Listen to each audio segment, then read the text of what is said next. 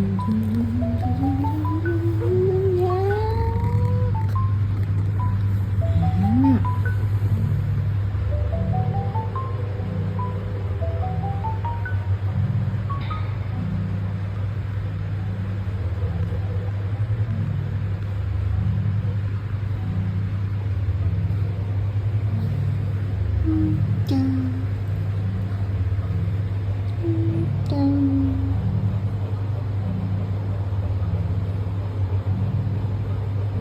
花ピンクさんだね。おいしい。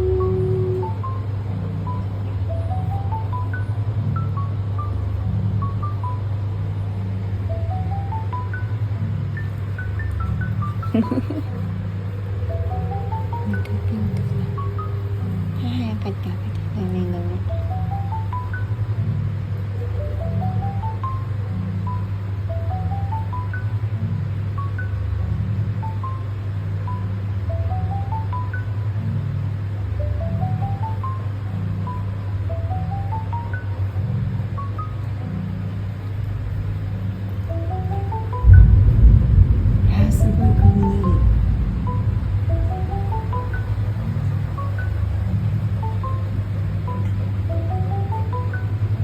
真っ白で何にも見えなくなっちゃった。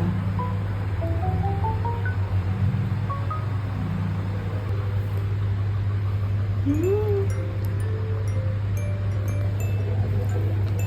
っちゃいおはちゃんと大きなおはちゃん、大人になったね。ママの目が気持ちいいな。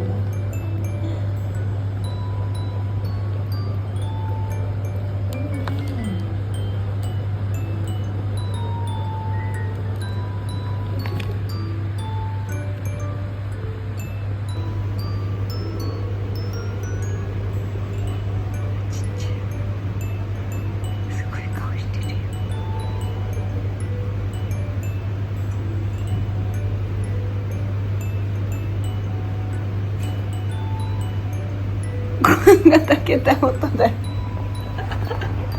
大丈夫だよ。ご飯が炊けた音がしたの。びっくりしたね。びっくりしたの。ポンって言ったね。びっくりした。